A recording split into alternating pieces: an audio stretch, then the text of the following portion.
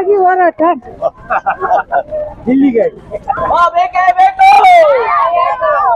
ಒಬ್ಬ ವ್ಯಕ್ತಿ, ಒಂದು ಕುಟುಂಬ ಬದುಕಬೇಕಂದ್ರೆ ಮೂಲಭೂತ ಸೌಕರ್ಯಗಳು ಬೇಕು ಅಂತ.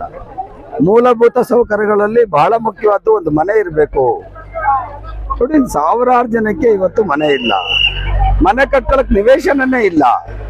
ಸ್ವತಂತ್ರ ಬಂದು 70-75 ವರ್ಷಗಳಾಗ್ತಾ ಬಂದ್ರೆ ನಮ್ಮ ದೇಶದಲ್ಲಿ ಬಹಳಷ್ಟು ಸಾವಿರಾರು ಜನಗಳಿಗೆ ನಿವೇಶನ ಇಲ್ಲ ಅಂದ್ರೆ, ಮನೆ ಇಲ್ಲ ಅಂದ್ರೆ ಇದು ಪ್ರಜಾಪ್ರಭುತ್ವಕ್ಕೆ ಮಾಡಿರುವಂತ ಅನ್ಯಾಯ, ಮಾಡಿರುವಂತ ಅಪಮಾನ ಅಂತ ಭಾವಿಸ್ತೇನೆ.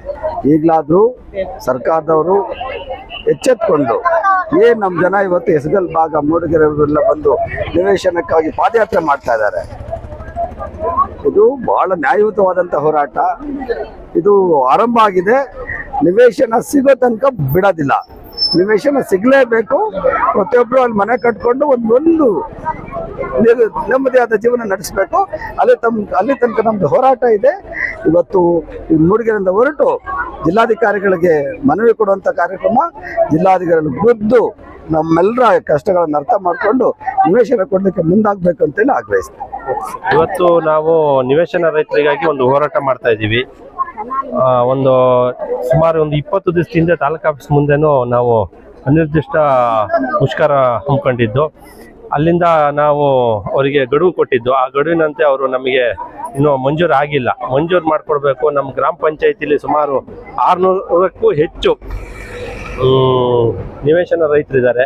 ಅವರಿಗೆಲ್ಲ ಸೂರಾಗಬೇಕು. 30ರಿಂದ 40 ವರ್ಷಗಳ ಕಾಲ ಇವತ್ತು ಬಾಡಿಗೆ ಮನೆಯಲ್ಲೇ ಅವರು ಕಾಲ ಕಳೆಯೋದಾಗಿದೆ. ಅವರು ಜೀವನ ಪೂರ್ತಿ ಬಾಡಿಗೆ ಕಟ್ಟಿ ಅವರು ಸಂಸಾರ ನಡ್ಸೋಕ್ಕಾಗ್ತಾಯಿಲ್ಲ.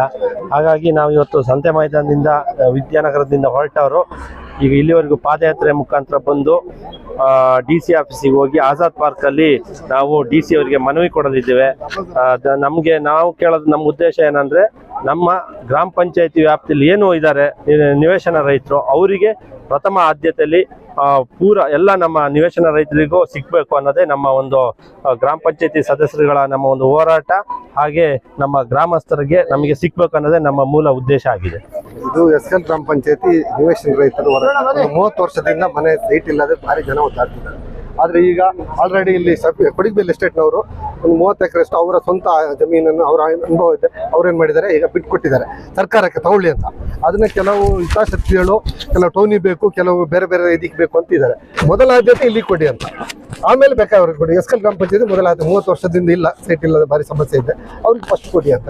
ಆಮೇಲೆ ಮುಂದಿದ್ದು ಯಾರಿಗೆ ಬೇಕಾದ್ರೆ ಯಾವ ಥರ ಸರ್ಕಾರದ ಬೇರೆ ಬೇರೆ ಕಾರ್ಯಕ್ರಮ ಬೇಕು ಅದನ್ನ ಕೊಡಿ, ಆಗ ಅಲ್ಲಿ ಕೊಡಿ ಅಂತೇಳಿ ನಮ್ಮ ಹೋರಾಟ. ನಿಮಗೆಲ್ಲ ತಿಳಿದಿರಂತೆ ಎಸ್ಕಲ್ ಪಂಚಾಯತಿ ವ್ಯಾಪ್ತಿಯಲ್ಲಿ ಬಾಪನಗರ, ಶಿವಾಜಿನಗರ, ಸುಭಾಷ್ ನಗರ, ಎಸ್ಕಲ್ಲು, ಕಡುವಳ್ಳಿ, ಹೀಗೆ ಹಲವು ಗ್ರಾಮಗಳಲ್ಲಿ ಶಕ್ತಿನಗರ ಸುಮಾರು 30-35 ವರ್ಷದಿಂದ ಎಲ್ಲ ಬಾಡಿಗೆ ಮನೆಯಲ್ಲಿ ವಾಸ ಆಗಿದ್ದಾರೆ. ಏನೋ ಬಡ ಜನಗಳ ಒಂದು ದೇವರು ದಯೆ ಇರಬೇಕು.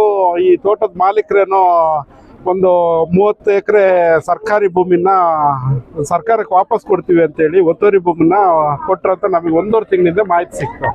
ಅದಾದ ನಂತರ ನಾವು DC ಅವರಿಗೆ, AC ಅವರಿಗೆ, ತಹಶೀಲ್ದಾರಿಗೆ, EO ಅವರಿಗೆ, ಪಂಚಾಯತಿಯಲ್ಲೂ ಗ್ರಾಮ ಪಂಚಾಯತಿ ರೆಸಲ್ಯೂಷನ್ ಮಾಡಿ, ಗ್ರಾಮ ಸಭೆಯಲ್ಲೂ ಸಮೇತ ಪ್ರಸ್ತಾಪ ಮಾಡಿ ಎಲ್ಲ ರೀತಿ ಕಾನೂನು ಇದನ್ನು ಮಾಡಿದ್ದೀವಿ. ಆದರೆ ಪಟ್ಟಣ ಪಂಚಾಯತಿಯವರ ಒತ್ತಡದಿಂದಾಗಿ ಮೊನ್ನೆ ನೀವೆಲ್ಲ ಗಮನಿಸಿರ್ಬೋದು, ಮೂಡಿಗೆರೆ ರಂಗಮಂದಿರದಲ್ಲಿ 5 ಎಕರೆ ಸ್ಯಾಂಕ್ಷನ್ ಆಯಿತು ಅಂತ ಫಂಕ್ಷನ್ನೇ ಮಾಡಿಬಿಟ್ರು. ಆದರೆ ಇದು ನಮ್ಮ ಪಂಚಾಯತಿ, ನಮ್ಮ ಹಕ್ಕಿದು, ನಮ್ಮ ಪಂಚಾಯತಿ ವ್ಯಾಪ್ತಿ ಬರುತ್ತೆ, ನಮ್ಮ ಗ್ರಾಮದ ವ್ಯಾಪ್ತಿ ಬರುತ್ತೆ. ಸರ್ಕಾರಿ ಜಮೀನು ಅಂದರೆ ಪಂಚಾಯತಿ ವ್ಯಾಪ್ತಿ ಬರೋದು ನೀವೆಲ್ಲ ತಿಳ್ಕೊಂಡಿದ್ರೆ ಸಹಜ. ಆದರೆ ನಮ್ಮನ್ನೆಲ್ಲ ಓವರ್ಲುಕ್ ಮಾಡಿ ಕೇವಲ ರಾಜಕೀಯ ಕಾರಣದಿಂದ ಸೀದಾ ಪಟ್ಟಣ ಪಂಚಾಯತಿಯವರಿಗೆ 5 ಎಕರೆ ಒಲಿಸಿರೋದು ನಮ್ಮ ಗ್ರಾಮ ಜನತೆಗೆ ಮಾಡಿರೋದು ದೊಡ್ಡ ಅನ್ಯಾಯ. ಅದ್ರ ವಿರುದ್ಧ ಈಗ ನಮ್ಮ ಹೊಸ ದಯಮಾಡಿ ಫಸ್ಟ್ ನಮ್ಮ ಗ್ರಾಮ ಪಂಚಾಯತಿ ವ್ಯಾಪ್ತಿಯಲ್ಲಿ ಸರ್ಕಾರಿ ನಿವೇಶನ ನಮ್ಮ ಹಕ್ಕು, ಫಸ್ಟ್ ನಮಗೆ ಕೊಡಿ, ಆಮೇಲೆ ಉಳಿದಿದ್ದು ಬೇಕಾದ್ರೆ ಬೇರೆ ಬೇಡಿಕೆ ಇಟ್ಟಿದ್ದೀವಿ. ಹಾಗೆ 94C ಇದು ಮೂಡಿಗೆರೆ ತಾಲೂಕಲ್ಲಿ 94C ಅರ್ಜಿನ ರದ್ದು ಮಾಡಿದ್ದಾರೆ. 94C ಅರ್ಜಿ ಹಾಕೋದು ಅದು ಯಾವ ಕಾರಣದಿಂದ ರದ್ದು ಮಾಡಿದ್ದಾರೆ ಅಂತ ತಾಲೂಕಲ್ಲಿ ಕೇಳಿದ್ರೆ ವಿನಾಕಾರಣ ಹೇಳ್ತಾರೆ. ಆದ್ರೆ ದಯವಿಟ್ಟು ರದ್ದು ಮಾಡಿರೋ ಅರ್ಜಿನ 94C ಇದನ್ನ ಪುನರಾರಂಭ ಮಾಡಬೇಕು ಅಂತ ಈ ಮೂಲಕ ಕೋರ್ತೀವಿ. ಇವತ್ತು ನಮ್ಮ ಎಸ್ಕಲ್ ಪಂಚಾಯತಿ ವತಿಯಿಂದ ನಿವೇಶನ ರೈತರು ಸುಮಾರು ವರ್ಷಗಳಿಂದ ನಿವೇಶನ ಇಲ್ಲದೇ ಮನೆ ಕಟ್ಟಕ್ಕೆ ಬರಲ್ಲ. ಹಾಗಾಗಿ ನಿವೇಶನ ಬೇಕೇ ಬೇಕು ಅಂತ ಹೇಳಿ ಪಂಚಾಯತಿ ವತಿಯಿಂದ ಶಿವಣ್ಣವರು, ನಮ್ಮ ಮೈದೀನ್ ಶೆಟ್ ಅವರು ಮತ್ತೆ ಎಲ್ಲ ಭಾಳ ಪಕ್ಷಾತೀತವಾಗಿ ಎಲ್ಲ ಪಕ್ಷದವರು ಸೇರಿ ಮಣಿಯವರು ಕೊಟ್ಟಿದ್ದಾರೆ. ಒಂದು ಹೋರಾಟವನ್ನು ಇವತ್ತು ಮಾಡಿಕೊಂಡಿದ್ದಾರೆ. ಇದಕ್ಕೆ ಇಡೀ ನಮ್ಮ ಪಂಚಾಯಿತಿಯ ಜನ ಕಾಯ್ಕೊಂಡಿದ್ದಾರೆ. ಏನಾದರೂ ಇವತ್ತಿಲ್ಲ ನಾಳೆ ನಮ್ಮ ಸೈಟ್ ಸಿಕ್ಕಿತ್ತು, ನಾವು ಒಂದು ಮನೆ ಪಡ್ಕೋಬೋದು ಅಂತ ಹೇಳಿ. ಆ ಹಿನ್ನೆಲೆಯಲ್ಲಿ ನಿನ್ನೆ ನನಗೆ ಆಕಸ್ಮಿಕವಾಗಿ ಆಲಪ್ಪಗೌಡ್ರ ಮನೆಯಲ್ಲಿ ನಾವೆಲ್ಲ ಇದ್ವಿ. ಅವಾಗ ಬಂದರು, ವಿಚಾರ ಗೊತ್ತಾಯಿತು. ನಮ್ಮ ಸಂಪೂರ್ಣ ಬೆಂಬಲ ಇದೆ. ಯಾಕೆಂದರೆ ಸರ್ಕಾರಿ ಜಾಗ ಏನು ಖಾಲಿ ಇದೆ. ಇವತ್ತು ನಾನು ತಿಳ್ಕೊಂಡ್ರೆ 800 ಜನರಿಗೆ ಸೈಟ್ ಇಲ್ಲ ಹೆಸ್ಕಲ್ ಪಂಚಾಯತಿ ವ್ಯಾಪ್ತಿಯಲ್ಲಿ ವಾಸ ಮಾಡತಕ್ಕಂಥ ಬಡವರು, ಕೂಲಿ ಕಾರ್ಮಿಕರಿಗೆ, ಅವರೆಲ್ಲರಿಗೂ ಕೂಡ ನಿವೇಶನ ಸಿಗಬೇಕು. ಅದಕ್ಕೆ ನಾವು ಒಂದು ಸರ್ಕಾರದ ಭಾಗವಾಗಿ ಆಲಪ್ಪಗೌಡರು ನಾವು ಇಬ್ಬರು ಕಾಂಗ್ರೆಸ್ಸಲ್ಲಿ ಎದುರಿಸಿ ಇಟ್ಟಿದ್ದಾರೆ. ಮತ್ತು BJPಯವರು, ದಳದವರು, ಕಮ್ಯುನಿಸ್ಟ್ನವರು, ಪಕ್ಷಾತೀತವಾಗಿ ಆಮ್ ಆದ್ಮಿ ಪಾರ್ಟಿನೂ ಇರ್ಬೋದು, ಎಲ್ಲರೂ ಸೇರಿ ಒಟ್ಟು ಬಡವರ ಪರವಾಗಿ ಒಂದು ಹೋರಾಟ.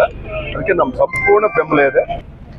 ಸರ್, ಇವತ್ತು ನಮ್ಮ ಮೂಡಿಗೆರೆಯಲ್ಲಿ ಎಲ್ಲ ಊರಿನಲ್ಲೂ ಕೂಡ ನಮ್ಮ ವಸತಿ ರಹಿತವಾಗಿದ್ದಾರೆ. ಆದರೆ ಇಲ್ಲಿ ನಾವು ಇವತ್ತು ಸ್ಮರಿಸಬೇಕು ಅಂತ ಹೇಳಿದ್ರೆ, ಇಲ್ಲಿ ಪಕ್ಕದಲ್ಲಿ ಕೊಡಗಿಬೇಲ್ ಇವರು ಎಸ್ಟೇಟ್ ಓನರು ನನ್ನ ಹತ್ರ ಇದೆ ಜಾಗ, ಆ ಜಾಗನ ನೀವು ಬಡವರಿಗೆ ಕೊಡಿ ಅಂತ ಕೊಟ್ಟು ಹೇಳಿದ್ದಾರೆ. ಹಾಗಂತೇಳಿ ಬರೆದು ಕೊಟ್ಟಿದ್ದಾರೆ.